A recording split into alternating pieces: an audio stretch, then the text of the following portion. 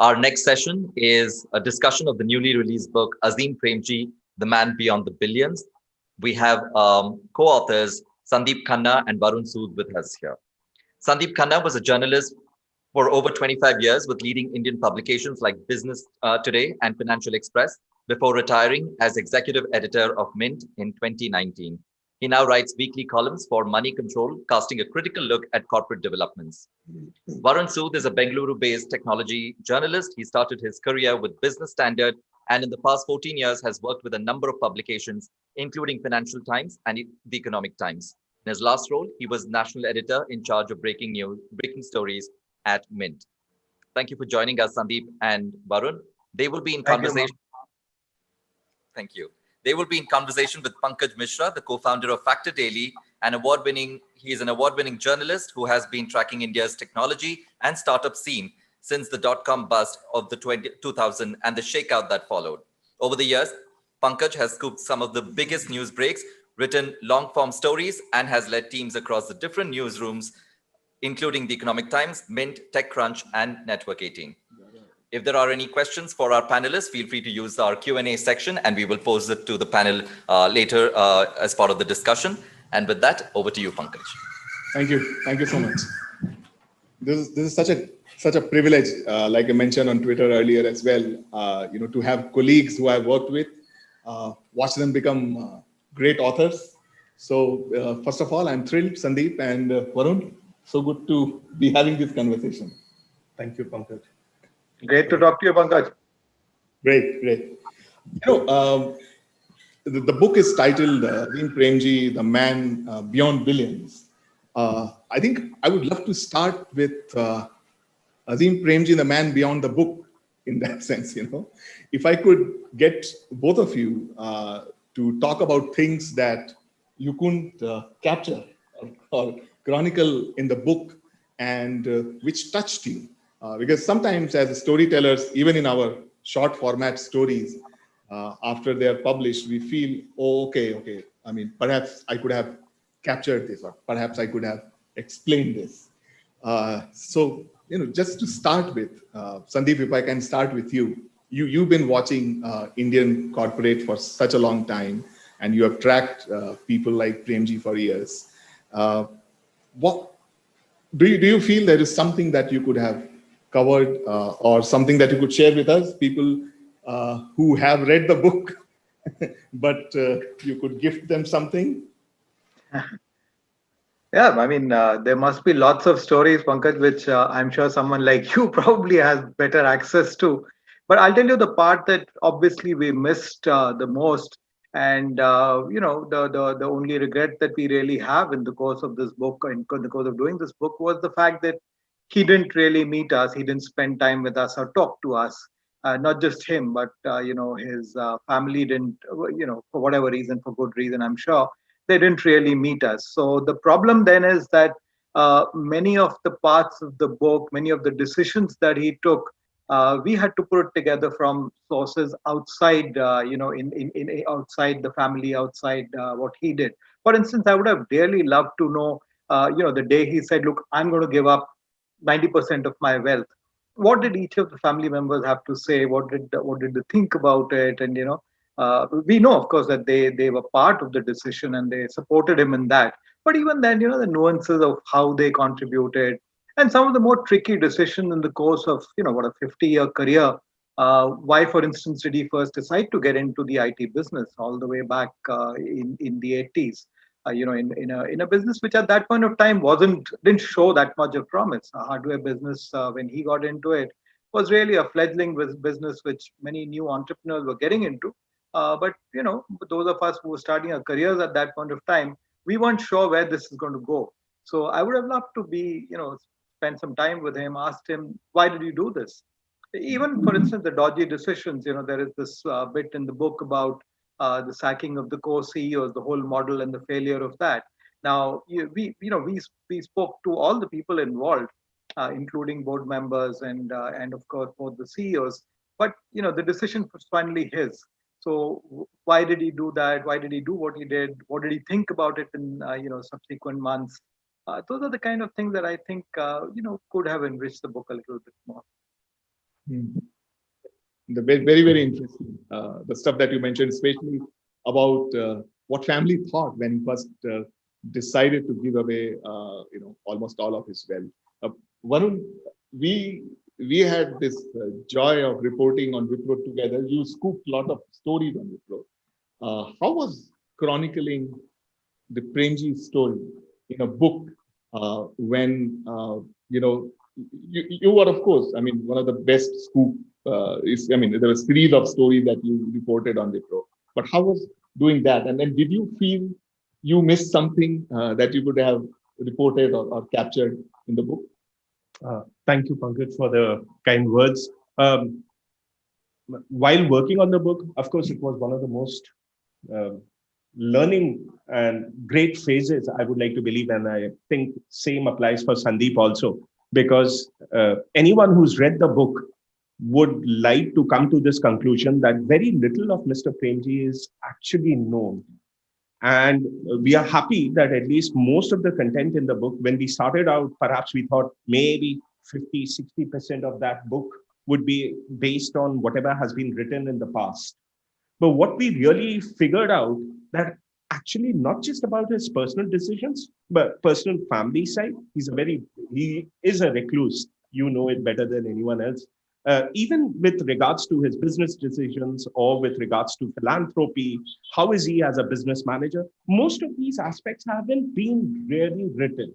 And I guess there the blame lies on we the journalists, including Sundeep himself, who's been there for 25 years. We haven't really written. So, to sum up the story, it was a great learning experience while working on the book. Quickly to sum up that answer, well, as journalists, we always believe there's always stories which we could have written. And I don't want to go on this track again because it's been a kind of an exhaustive exercise over the last 1 year where we've been always thinking, oh, okay, we missed out on this. And once the book was released, we didn't really know how the reception would be. So I think we are overall happy. Are we, Sandeep? I would think so. Yes, yes. Pankaj has to tell us what he thinks about the book. Okay, I'll answer that question later. Okay.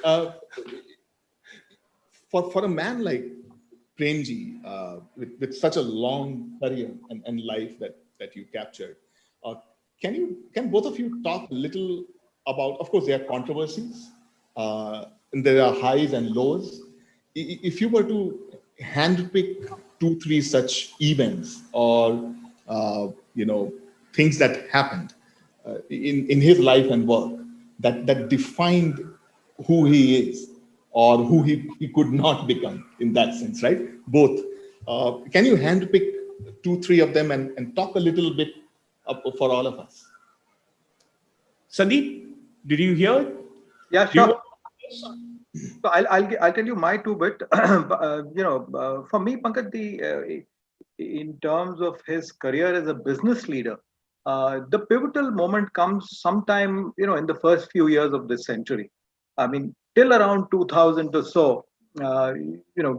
Whenever we would write about Wipro in the early days, it was among the market leaders. It was the pace setter in that sense of the term. There was HCL and there was Wipro, and TCS wasn't really spoken about in the same kind of breath. Although it was a large enough corporation and it should have got the attention it deserved, but till its IPO, I think we tended to look at the whole IT industry and the boom in IT software services from the lens really of Wipro and HCL. These were the two companies, maybe Satyam as one of those. And strangely enough, after Wipro's own listing on New York Stock Exchange, things seem to kind of go into a bit of a limbo there.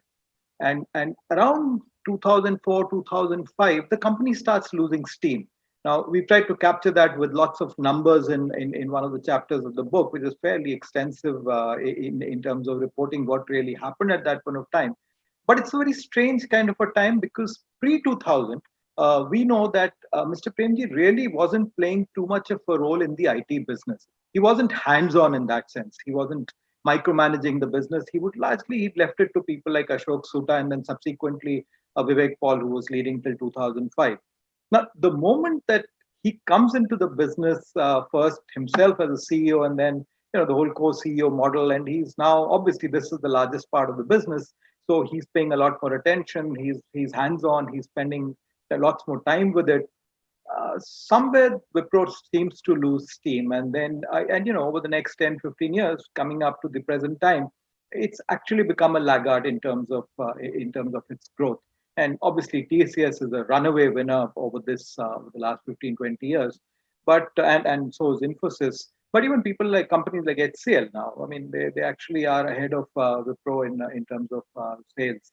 And also the one thing that he was very, very particular about, which is the profitability of the company, the margins, that actually kind of slips now. So that's to me, that's the kind of pivotal this thing for Wipro as a corporation. The strange part is that this period also coincides with his coming into his own as one of the world's great philanthropists. Now, did it mean that because of because he was spending time, he was thinking about the philanthropy? Did the business decision suffer because of that, or what? There were lots of other factors, and most of them hopefully we've captured in the book. But the fact that these two go together, to me, is the more interesting part of his career beyond after 2000. I'll just add on to one of the stories being how Mr. Premji's friendship and business with Jack Welch, late Jack Welch, started. Now, we were surprised while we were working on the book that this story has never been really told, that how when Mr. Premji was a nobody, he made it a point to write a 10-page letter to Jack Welch asking him that why the GE team, which was there in Delhi, should come down to Wipro and should give it a fair chance, and what really happens. So I thought that was one of the, for me, as a kind of a standout story. But two unique traits, which perhaps will always stay with us, considering we've almost devoted a year to this book, is the firstly, Mr. Premji is universally respected even by people who leave Wipro. There will be just very few, I can count it on my left hand, who may not have that same respect for the business leader. Yet, despite he having so much or commanding so much respect and adulation from people, he always had a problem finding the best CEO for the business. Now, 8 CEOs in the last 2 decades, it's unacceptable to any equity analyst, I would like to believe. And the second bit is, and this calls in for obviously huge respect, Mr. Premji has two sons, Rishad and Tariq. Yet the man has given 92% of his wealth to philanthropy.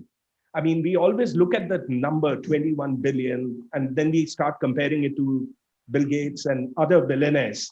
What we often miss out, that as a percentage of his wealth, a man, while during his lifetime, he's not committed, he's not promised, he's given that wealth, and that's irrevocable.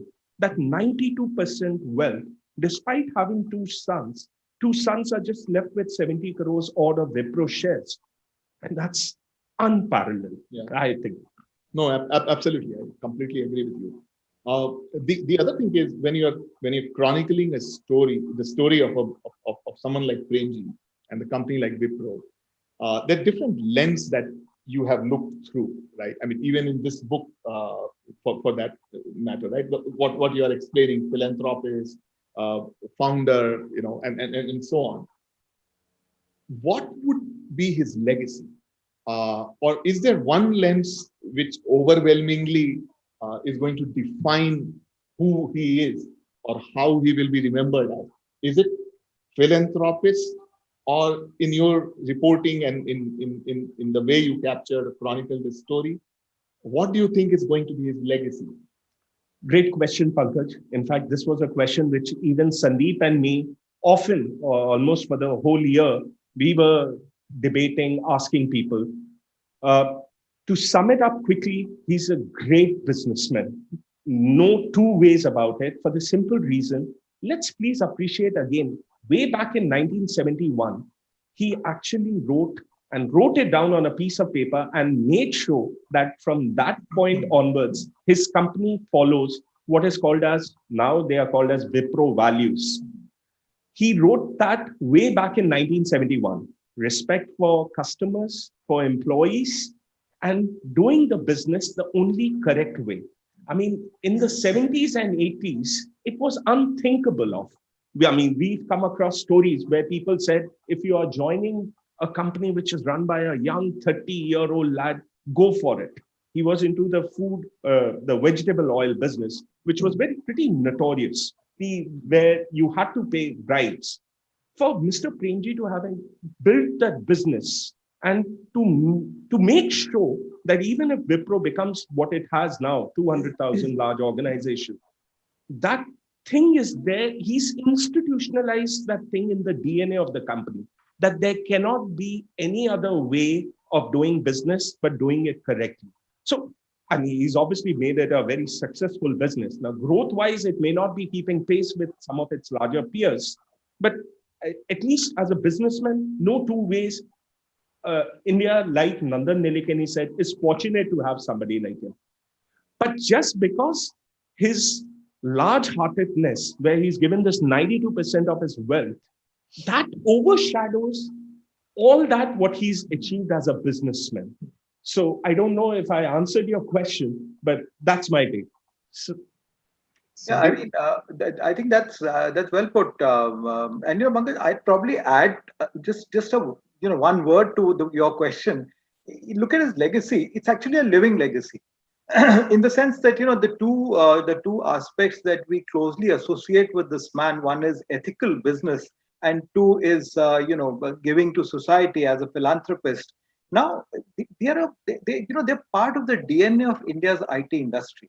I mean, we've done a book on Azim Premji, and we've written about Wipro values. But you've covered this industry extensively over the last 20 years. By and large, the Indian IT sector follows certain value systems.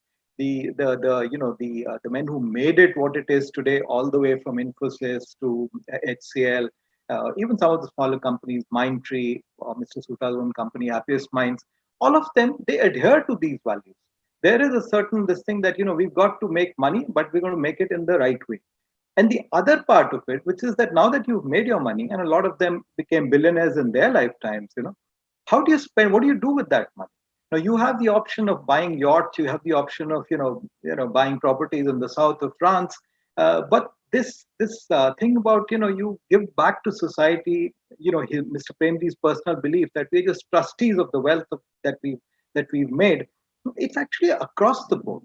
Even somebody like Shiv Nadar, for instance, you look at the amount that he's given to philanthropy. It may not equal in degree what Mr. Premji has done, because that man really stands apart. But each of them, the founders of Infosys, even in their own way, the people who kind of, the founders of Mindtree, all of them, after they sold off 2 years ago, you look at the work that they're doing, and it's kind of got steeped into the whole, I would say, the ethos of Bangalore as a city. So even someone like Kiran Mazumdar Shaw, various others, the new entrepreneurs that have come up, there is now at least a role model for them that okay, this is how we'll make our money, and this is how we're going to spend it. I think that really is his biggest legacy. If today there is a young person who wants to set up a company, he doesn't really have to look far. He doesn't have to look to the US or somewhere in Europe for the right path. And similarly, if he wants to spend his money, he doesn't actually have to look far. He can see right here in India. I think that's his biggest contribution in legacy. Yeah, actually, it's so right. And if I can also humbly add to this, there are legends about Premji. You go around the streets of Bangalore and you talk to even some of the newer founders. And I think for me, the legacy of Premji is, of course, philanthropy and all is very much there. But I remember talking to Fanindra Sama of Red Bus, and I asked him what changed when he became a founder. And he was like, once he stopped at a traffic signal and he looked, just to make sure that no one from his office is looking, because he was a habitual offender. He would break signals, like a lot of us would do sometimes when we are in a hurry. And he said, I stopped breaking signals when I became a founder. And he said a lot of that came by listening to the legends about Premji and how he built his business. He won't bribe. In fact, just 3-4 days ago, I was talking to someone, and there's a new Wipro office somewhere in Koramangala. and they're still waiting for approvals from the government authorities. And the joke is that they come and go, they make their visits and they go because they know, okay, it's a Wipro building, so you can forget about. And in Bangalore, in founder is such a legend that it is there. Uh, so another thing that I really wanted to ask both of you is if and you talked about not getting access to Premji and his family for the book. If it was him sitting here having a conversation with both of you, what would be a bunch of questions that you would have asked him directly? I'm sure some of those questions you would have explored on your own. It's like that famous Frank Sinatra profile, right? Wherein he did not get access, so he built on it. But just imagine him here. What would be some of those questions that you would ask him directly? I mean, I can go. Okay, Sundeep, you want to start, and then I will ask Varun. I would have such a long list, Pankaj, that we'd probably finish off this session for the first 5 questions. No, but seriously, lots of questions. I mean, one, of course, would be at 75, what next? Because, whatever we've gathered in the course of doing this book, this is not a man who's going to sit back, kick his feet up and say, I'm done with work. I'm going to now have a good time. I don't really think he knows how to have a good time beyond maybe, diving into a restaurant to eat some bheja curry or something like that. So I'd certainly like to know what next in terms of his philanthropy, in terms of are there any new projects that he's looking at doing? How does he plan to give the philanthropy maybe a sharper direction, a sharper focus? I'd certainly also like to go back in time and ask him, if he hadn't got into IT, because we know that there was a stage in their career, they were looking at various options, including strangely manufacturing scooters. Were there any other businesses that he considered, and some of the tougher decisions that he took and how much did they kind of affect him? For instance, they set up Wipro Finance at one point of time and he had to shut it down and after paying off all his creditors. So how did it affect him? How did he take it? What were the lessons he learned from from the failure of a couple of the businesses that he got into? And the last question, I mean, before Varun takes over, I'd also like to know from him among his competitors. There is Mr. Narayan Murthy, Nandan, Shiv Nadar, and of course at TCS Chandra, and before that Mr. Ramadurai. Who did he consider his his fiercest competitor? Over the years. Yeah, so those are some of the questions I'd like to ask you. Lovely. Tricky ones, Pankaj. What makes him happy? Firstly, I really want to understand what to the man who actually has no attachment to wealth, or I don't think he has any hobbies beyond reading balance sheets and doing reviews of his people. I don't really think he has. So what makes him happy? And secondly, I would like to have his perspective on the state of affairs in the country. Maybe that is the kind of a view I really want to know. And this was also one of the parts where we couldn't really understand about his ideologies or about the various governments at play. What's his thinking behind? Because after all, the money which he's given back to philanthropy, it's a part of a nation building exercise. Let's not kid ourselves. I mean, the way he's approaching education space, no easy ask. So that will be done. Thank you. So I don't know if there are any questions from audiences, because I would then structure the remaining few minutes. Let me quickly check.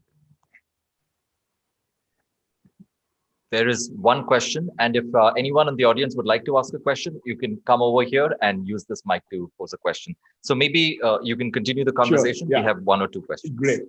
So the other thing I wanted to ask both of you, and being a journalist, and all three of us are journalists, so it is definitely something. This is like one of our edit meetings, so Pankaj.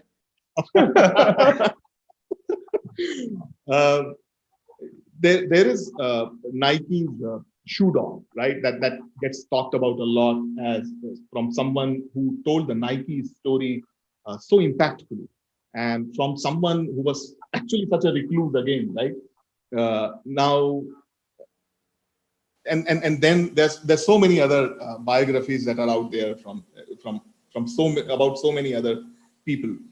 Uh, where how would you position Premji when it comes to the global landscape of business visionaries or leaders who kind of defined the times they lived in?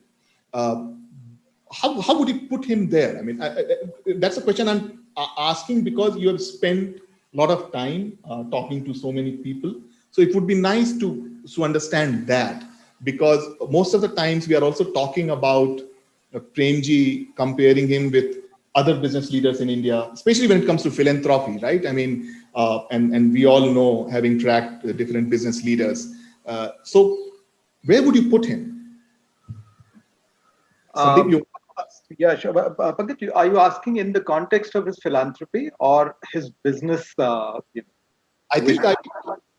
yeah. So this is where I would not look at him through just one lens. I would like to look at him as a personality, and how do you think he ranks or he positions himself in that league of some of the best in the world? Yeah. So, the way I look at it, Pankaj, is that each business leader comes to his business, comes to his contribution to society with a, they look at it differently in different ways. Somebody wants to conquer the world. Steve Jobs wanted, everything that he could lay his hands on. You have Elon Musk who will do anything to achieve his goals. So if you look at Mr. Premji's business ambitions, I would say he's probably a much more limited business leader as compared to many others across the world. And I would say that there was a lot more that someone like him could have achieved. For whatever reason, I think he chose to keep his ambitions a little low in that sense. And there were good reasons for it. There were bad reasons for it.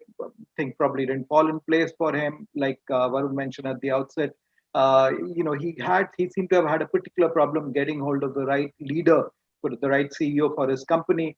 So there were lots of factors. So in terms of his business vision, I would say it's a limited record. It's a record that is probably checkered. In terms of his philanthropy, in terms of his vision for philanthropy, he's out there with the best in the world. I mean, I can just there's just a handful of names one can think of. The obvious ones being people like Bill Gates and some of the others, because there is no limit to what he believes he needs to do for society.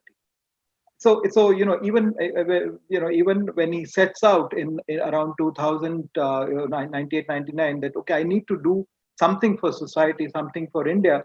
It's not, let me cut a check, let me set up this institute, and I can wash my hands off. I mean, I can appease my conscience, I've done my bit.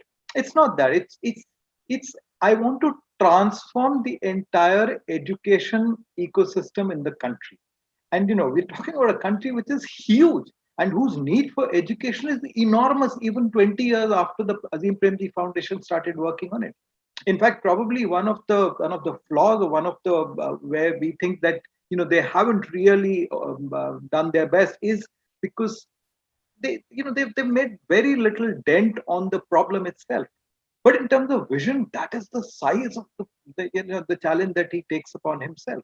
And for me, that really puts him out there among the greatest philanthropists, certainly out of India, and also among the best in the world. Varun, That's anything? it. Nothing to add. Thank you. Okay. One of the more final questions.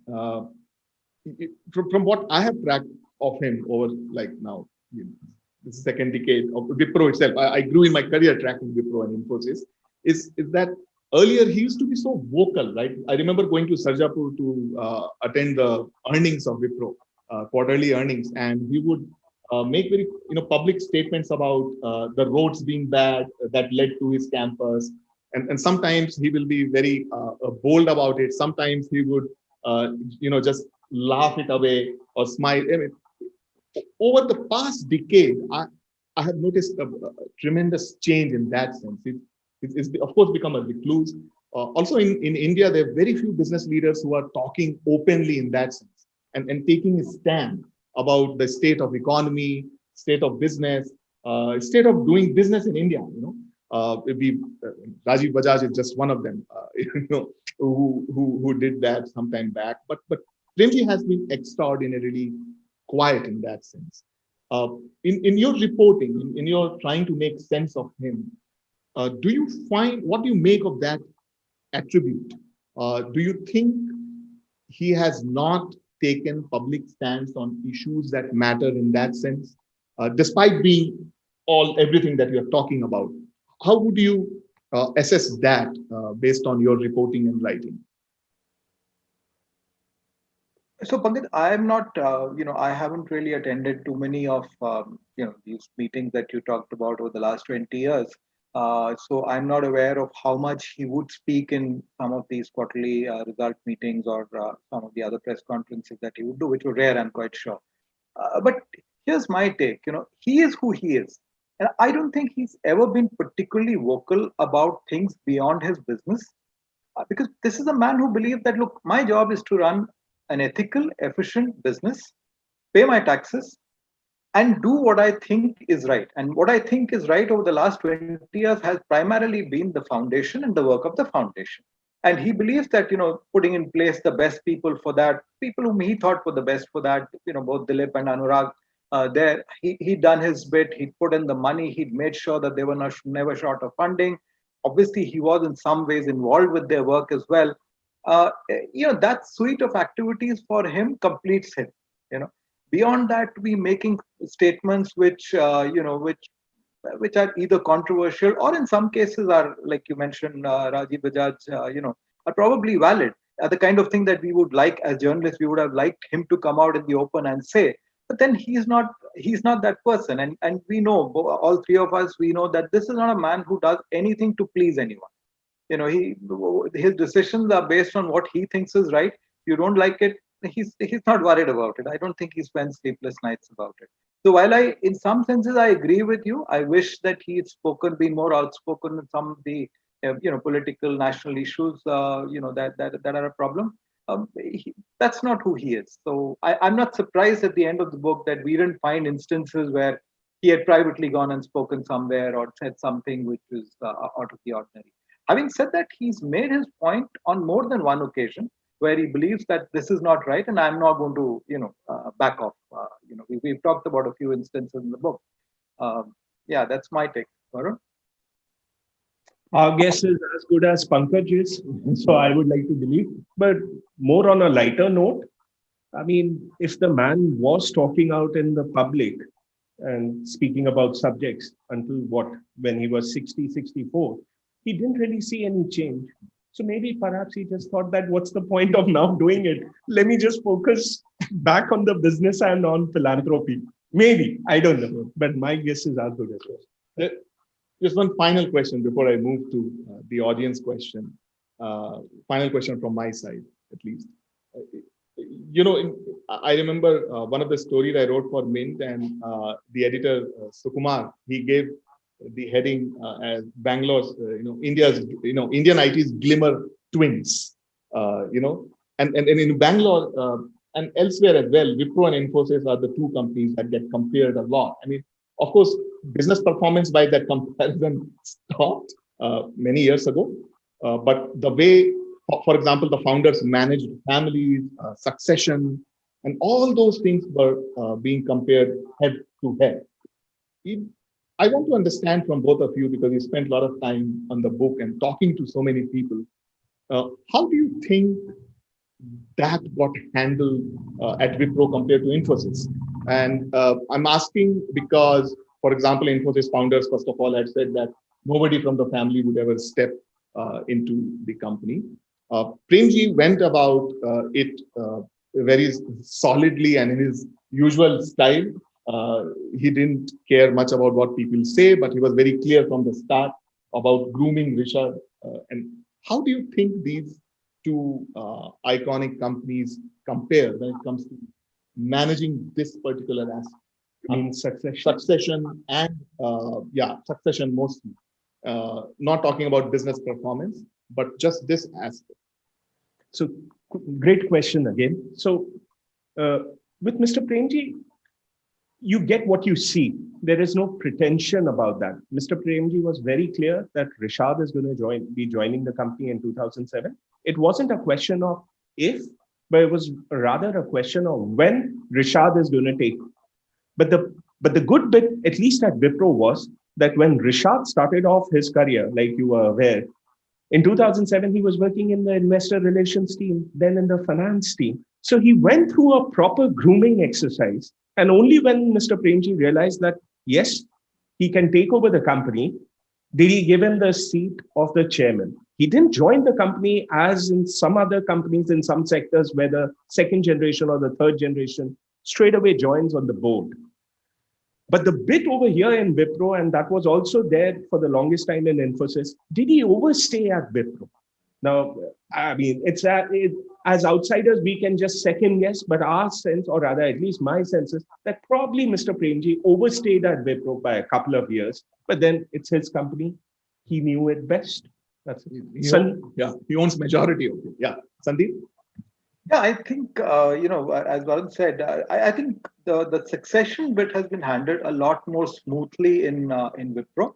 And if you go back, when Rishad finally took over as chairperson, as chairman, there were hardly any murmurs around, both from analysts and from the media. Whereas if you go back in time, that little interlude when Mr. Murthy brought in his son, even for a not really a major role, it did create some level of there were murmurs around that is this right, is this not right. The problem, Pankaj, is that it's a very tricky thing for us from the outside to actually comment on, because if you look at it, in Infosys very early on they laid down a rule that all of the promoters, they will in turn head the company, and at a certain age they will leave.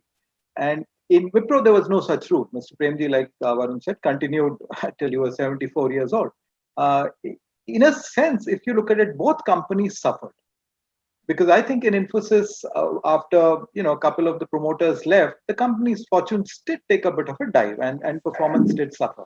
In the case of Wipro, maybe because Mr. Premji stayed on for maybe 5 years longer, the performance again seemed to have taken a dip. So it's a little difficult from the outset. There are too many factors.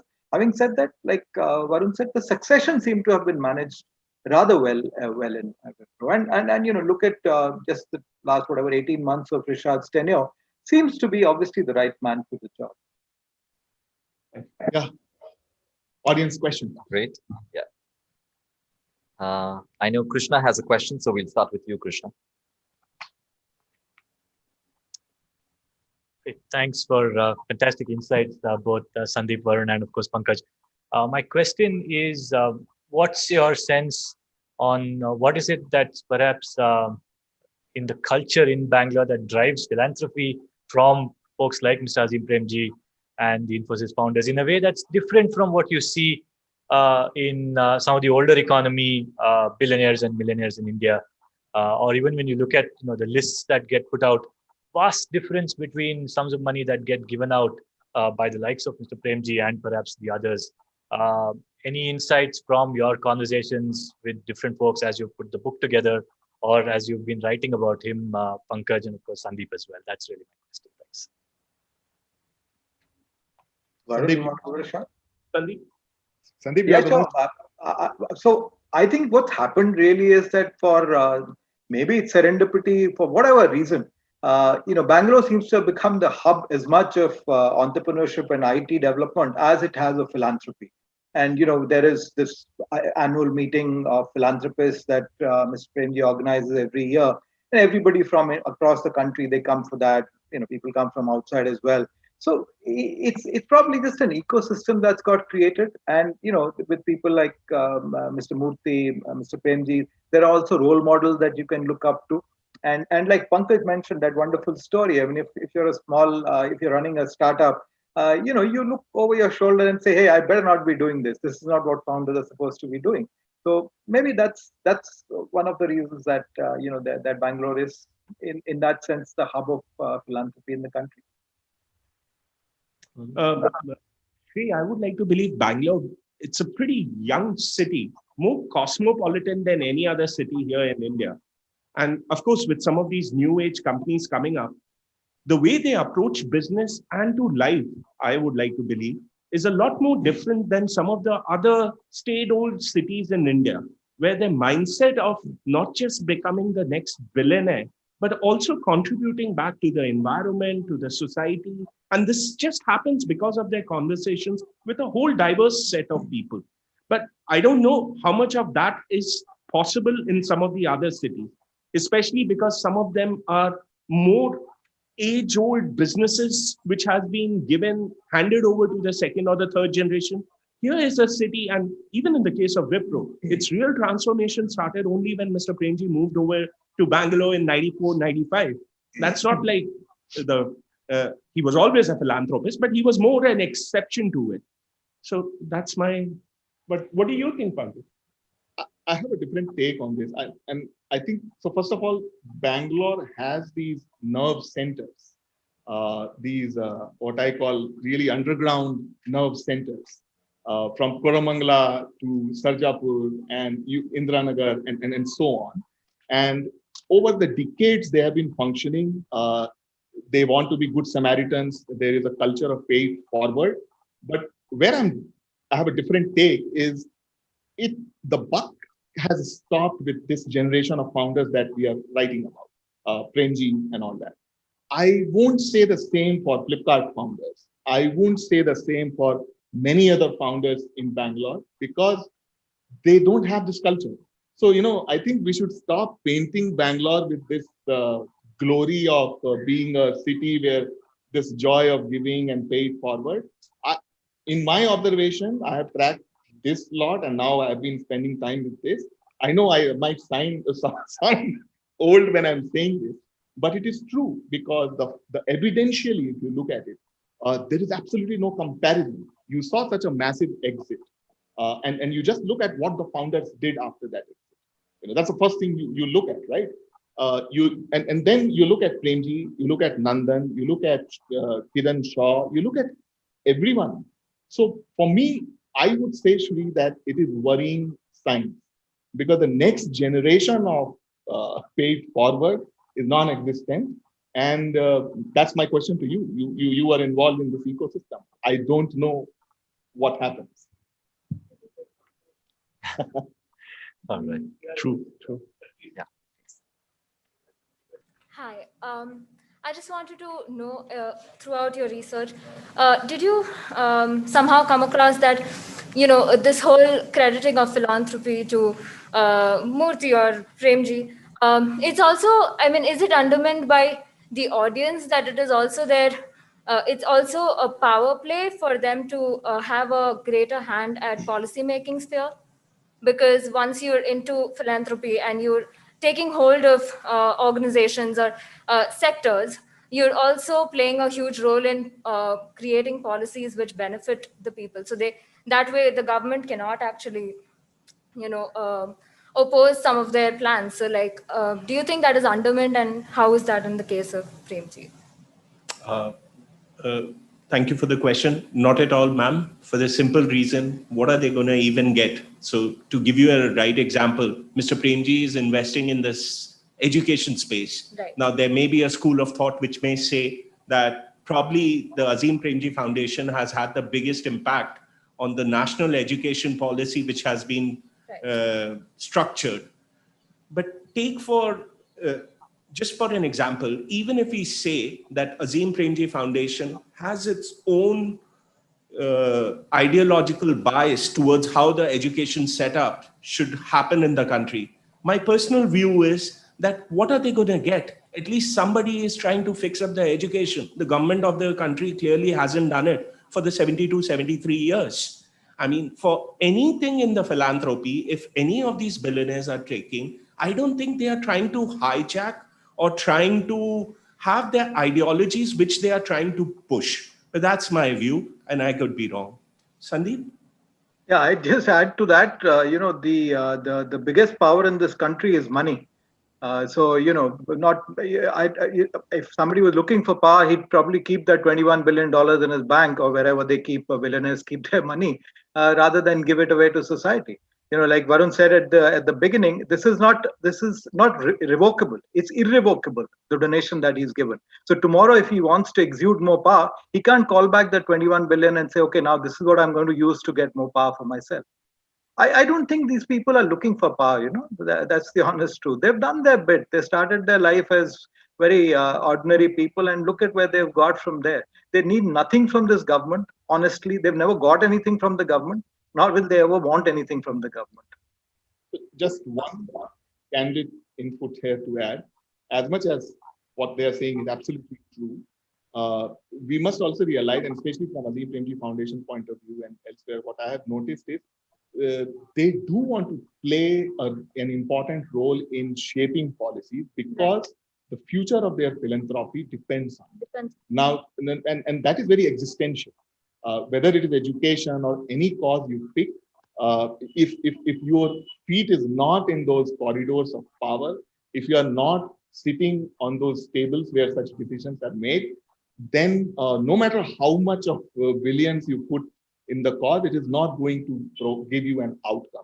So from that point of view, what I have noticed that all of these, including we are talking about, they're very concerned, and they believe it is very important thing. I mean, not so much of concern, but they believe without it, it would be difficult to bring an outcome. It is not like Bill Gates trying to eradicate malaria or something else.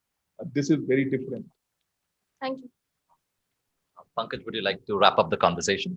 Yeah, I mean, I had such a joy, and this is the second year of hosting colleagues as famous authors, and I hope Shri calls me again next year, and I hope one of my former colleagues writes another book. Pankaj, it's time for you to write a book for us to talk to you. Thank you so much. Thank you, Pankaj. Take care. Thanks very much, Mohan. Thank you. Thanks. Thank you, Sundeep, Varun, and Pankaj.